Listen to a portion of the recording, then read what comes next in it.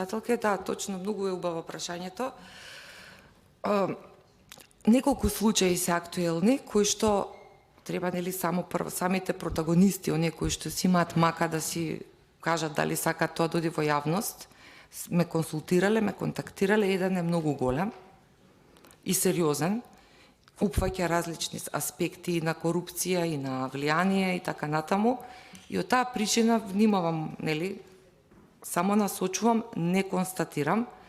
Инаку станува збор за спона до личност која што е до министерката во кабинетот и дел од службеници кои што ја злоупотребуваат својат, не сите секако далеко било, значи кои што се замешани во спорови кои што се однесуваат на припадност или на доделување на дете.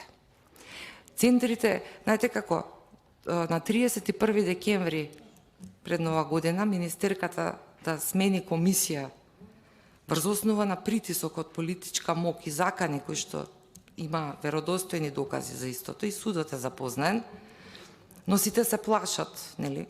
Дури кога сум констатирала дека би направиле политички поголем, бунт, би зборувале за тоа, не во однос на политиката. Политиката секојаш ќе си биде политика, јативе.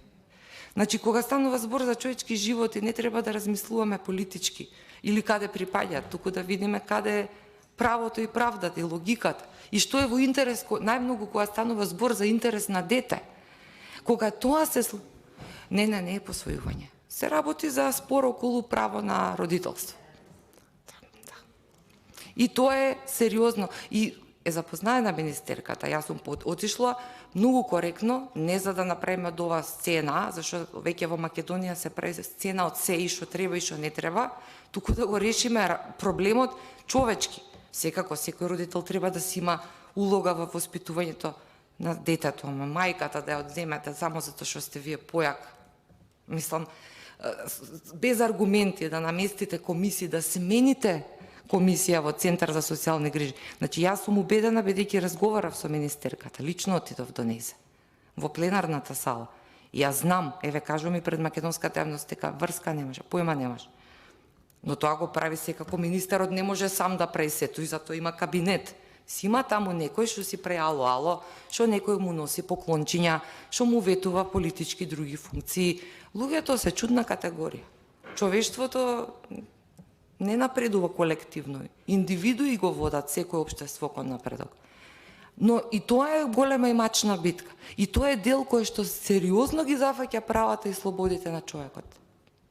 И тука ние реагираме. Значи, нема врска, најскрено ви кажам, и да е власт на ВМРО да се случи истово, мислам дека многу подиректно и пожестоко би реагирал. Затоа што не е во ред.